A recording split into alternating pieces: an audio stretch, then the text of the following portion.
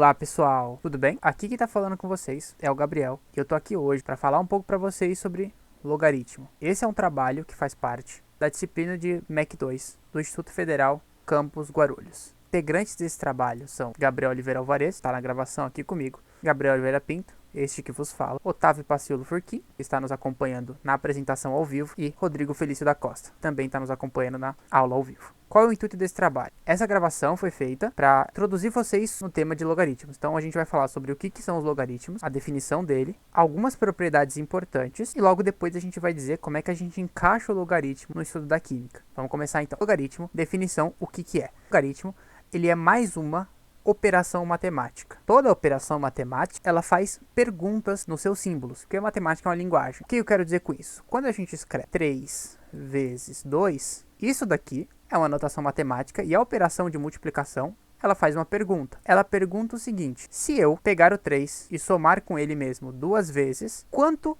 eu vou encontrar? Então isso aqui é uma pergunta escrita na linguagem matemática que a gente consegue traduzir como 6. Então, assim como a multiplicação, a divisão, a soma, a subtração e outras operações que a gente conhece, o logaritmo também é uma operação. Mais especificamente, o logaritmo ele é um expoente. A pergunta que o logaritmo faz é uma pergunta relacionada ao expoente de números. Como assim? Bom, se quando eu escrevo raiz quadrada de 9, eu estou me perguntando qual é o número que elevado ao quadrado de 9, então, que número multiplicado por ele mesmo dá 9? O logaritmo, por sua vez, ele faz outro tipo de pergunta. Ele pergunta o seguinte: este número que está aqui embaixo, a gente chama de base, e ele se pergunta o seguinte: tendo a base como base, por quanto eu preciso elevar a minha base para conseguir este número aqui representado com a letra A, que a gente chama de logaritmando? Então, B, que é a base, elevado a quanto vai resultar no meu logaritmando. Isso sendo igual a C, significa que o log de A na base B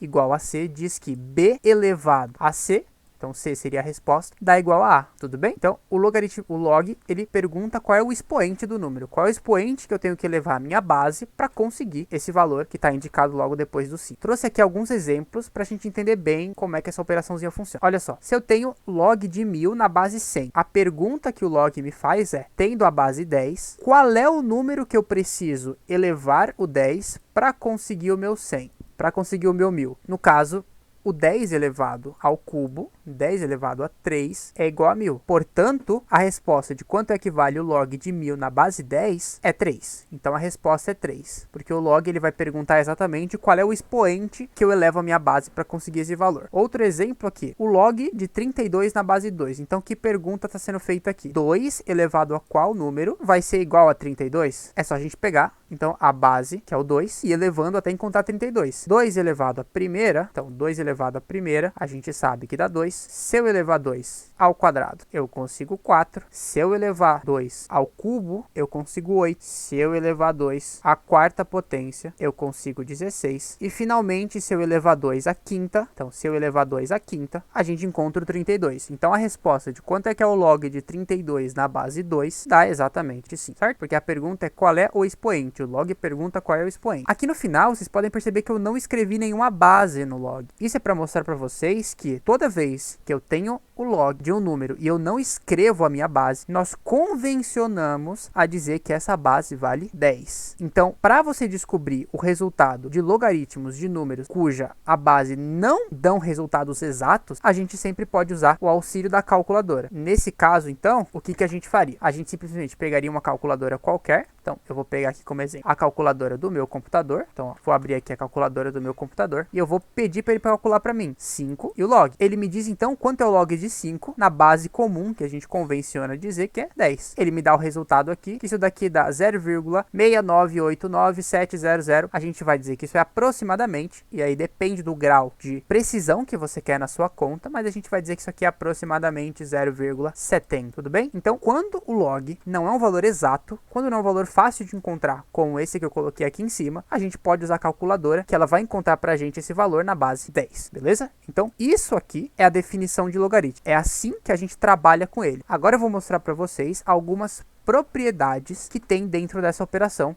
que vão facilitar a nossa vida, beleza? Vamos lá. Agora a gente vai falar sobre algumas propriedades sobre o logaritmo que vão ajudar a gente a fazer nossas contas. São 3 propriedades que eu quero mostrar para vocês, e as 2 primeiras são a propriedade da multiplicação e da divisão. A propriedade da multiplicação e divisão diz que se você tem a multiplicação ou a divisão de 2 números no logaritmando, isso aqui pode ser escrito como a soma ou subtração, respectivamente, dos logs na mesma base original. As restrições para que isso aconteça são que a sua base ela tem que ser sempre maior do que 0 e diferente de 1. E a outra restrição é que o seu logaritmando, ou seja, o seu a e o seu c, eles têm que ser maiores que 0. Beleza? Então, seguindo essas restrições, essas propriedades são sempre válidas. Além de mostrar a propriedade para vocês, eu acho que é interessante que eu mostre para vocês como é que isso aqui é verdade. Por que isso aqui é verdade? Então, vamos lá. Como é que eu demonstro isso daqui? Eu vou partir de 3 premissas. Eu vou falar o seguinte. Eu vou falar que a gente vai admitir que o log de um certo número a na base b vai ser x. E um certo log na base b de um número c vai ser y. Por fim, a gente vai dizer que tem um log na base b da multiplicação deles. E a gente vai tentar provar aquelas propriedades que a gente colocou anteriormente. Mais que dizer. Bom, o que eu vou admitir? Se isso é verdade, isso significa que o b elevado ao número x tem que ser igual à letra a. É a mesma coisa aqui. O b elevado a y tem que ser a letra c. E aqui, b elevado a z vai ter que ser igual à multiplicação a vezes c. Certo? Ok. Por que isso é importante? Porque se eu quero saber quem é que é a vezes c, a vezes c vai ser a multiplicação desses dois caras, certo? Então, ó, vou juntar esses dois aqui. A vezes c vai ser a mesma coisa que b elevado a x vezes b elevado a y. Em outras palavras, né, a gente pode... É uma multiplicação de bases iguais. A gente mantém a base, soma, põe e a gente joga isso aqui de volta. O que a gente encontra? A gente encontra que b elevado a z vai ser igual a vezes c. Só que quem é a vezes c? B elevado a x mais y. Bom, como as bases são iguais, então se isso é igual e as bases são iguais, os expoentes também são iguais. Ou seja, z é igual a x mais y. Só que quem é a nossa letra z? É o log na base b de a vezes c. E isso aqui tem que ser igual a x mais y, que seria o log de a na base b mais o log de c na base b. Para provar a divisão, seria mais ou menos o mesmo processo. A única coisa que a gente faria é que a gente tiraria aqui onde coloca multiplicação e a gente colocaria divisões, né? Então, ficaria aqui a divisão disso com isso, a divisão disso com isso, e aqui no meio do processo, quando eu estou dividindo os dois, em vez de somar, aqui vai ser só uma subtração, né? Quando a gente divide, a gente faz uma subtração. Aí aqui acabaria aparecendo subtração e por fim aqui aparece subtração, certo? E aqui é a divisão. Então, é assim que a gente prova essas 2 primeiras propriedades. Vamos agora provar a última propriedade de hoje, que é a propriedade do expoente. Ela diz que se eu tenho um logaritmo de um certo número a na base b elevado ao número c, eu posso pegar esse expoente que está no logaritmando e passar ele aqui multiplicando. Posso cair ele aqui multiplicando, fazendo, ou seja, c vezes o log de a na base b. Mas por que isso é verdade, né? Vamos provar isso também. A prova também não é muito difícil. Ela diz o seguinte, ela diz que se a gente considerar que o log de a na base b é igual a x, e a gente considerar que o log de a na base b, só que o a está sendo elevado a um certo número n, que é mais do que de y, o que a gente vai... Aqui a gente tem b elevado a x é igual ao a, né? Pela própria definição. E aqui a gente vai ter que b elevado a y vai ser igual ao a elevado a n. Mas quem é que é a? A não é b igual a b elevado a x? Então eu vou substituir esse a. A gente vai ter que o b elevado a y é igual ao a, que é b elevado a x, elevado a n, certo? Então eu substituo o valor de a por b elevado a x. Pela propriedade da multiplicação, pela propriedade expoente, né? A gente vai ter que b elevado a y é a mesma coisa que b elevado a x vezes n. Como as bases são iguais, e são iguais, então os expoentes também são iguais. Dessa forma, a gente tem que y é a mesma coisa que n vezes x. E quem é que é y? Y é o log na base b de a elevado a n. E isso tem que ser igual a n vezes x. Quem é x? X é o log de a na base b, certo? Então isso daqui é a demonstração dessa última propriedade dos expoentes. Agora, meu colega Gabriel Alvarez vai mostrar para vocês como é que a gente usa os logaritmos na vida real, no caso, na química. Com você, Alvarez. Bom, como o Gabriel havia dito, agora nós vamos ver uma aplicação do logaritmo na química, mais especificamente na questão do pH. Só que antes disso, eu vou apresentar o conceito, na verdade eu vou relembrar o conceito daqui para que a gente possa chegar nas conclusões que nós desejamos. Então, primeiro, eu trago para vocês a ionização. O que seria a ionização? É você pegar uma substância molecular e usar a água como reagente. O resultado, o produto dessa interação são íons, que nada mais são do que partículas carregadas. Aqui no nosso exemplo, nós vemos que o ácido clorídrico ele reage com a água, resultando em um íon hidrônio e mais um íon cloreto. Aqui, no exemplo de baixo, nós temos o hidróxido de sódio reagindo com a água. Aqui vocês podem ver que a notação é um pouco diferente, mas o princípio é o mesmo, ele está interagindo com a água e resulta num íon de sódio e um íon hidroxila. Agora, nós vamos analisar a ionização da água. Aqui, quando ela reage com ela mesma, ela vai produzir tanto um íon hidrônio quanto um íon hidroxila. E, analisando a constante de equilíbrio dessa equação, o que seria a constante de equilíbrio? Ela analisa quanto cada uma das parcelas da equação interage com toda a reação química. Então, aqui vocês podem ver que a fórmula dessa equação é, no numerador dessa divisão, você sempre vai colocar a concentração dos produtos, que são todas as parcelas da reação que estão depois da seta. E no denominador, tudo que está antes da seta. E os expoentes dessas concentrações sempre vão ser as quantidades de cada uma dessas parcelas. Como os íons têm exatamente um de cada, o expoente é 1. E a água tem 2, o expoente é 2. Por que isso é importante para a análise do pH? Porque temos aqui essa tabela que nos traz essa nova informação que é o Kw. O que seria o Kw? Ele seria Kc multiplicado pela concentração da água. Isso aqui é o Kw. E em condições normais de temperatura e pressão, que caso vocês não lembrem é 25 graus Celsius, já se foi calculado que o Kw é igual a 1 vezes 10 a menos 14. Agora, reescrevendo essa equação aqui, eu vou ter que o Kw ele é igual à concentração do íon hidrônio, que é a mesma coisa que eu colocar com essa notação, e o íon hidroxila.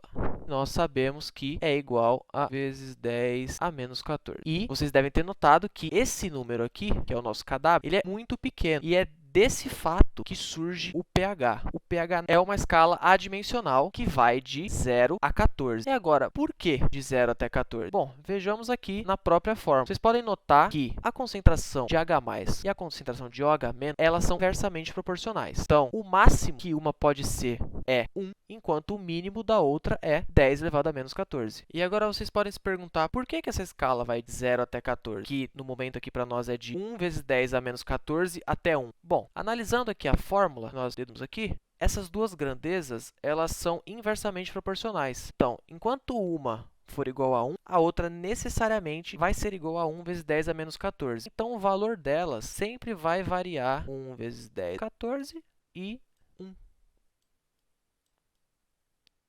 Como eu tinha dito antes, esses números são muito pequenos. Nós utilizamos o logaritmo para tornar a escala mais fácil. Em vez de ser com valores muito pequenos, nós usamos o logaritmo nessa equação, que vocês podem notar que é a mesma que eu usei anteriormente. Aplicando o logaritmo dos dois lados e as propriedades que o nosso amigo Gabriel mostrou anteriormente, você vai ter que esse menos 14 ele vai vir para cá e que esse produto aqui vai virar uma soma de logaritmos. E disso aqui, nós podemos concluir o quê? Que log de 10 na base 10 é 1. Então, isso aqui vai ser igual a menos 14. E aí nós só vamos inverter o sinal aqui da equação. Então, menos log da concentração de H+, mais o menos log da concentração de OH- vai ser igual a 14. E exatamente essas parcelas aqui é o que nós chamamos de pH e pOH, que é o nosso potencial hidrogeniônico e o nosso potencial hidroxiliônico. Então, enquanto o pH calcula a concentração de íons H+ na nossa solução, o pOH faz exatamente o oposto, calculando a quantidade de íons OH- nessa mesma solução. E lembrando que a soma das duas concentrações tem que ser 1 vezes 10 a 14, ou a soma entre pH e pOH tem que ser 14. O pH e o pOH são utilizados na prática para calcular a acidez ou a alcalinidade das soluções. Quanto maior for a concentração de íons H+ numa solução, menor será seu pH e mais ácida será a solução. Por exemplo, aqui, o ácido de bateria de carro, ele tem a maior concentração possível de íons H+, e a menor de íons OH-, e é o menor pH, 0, porque o log de é 0, e é a nossa solução mais ácida do exemplo, assim como a soda cáustica é exatamente o contrário. É a solução com menor concentração de íons H+, porém a maior de íons OH-.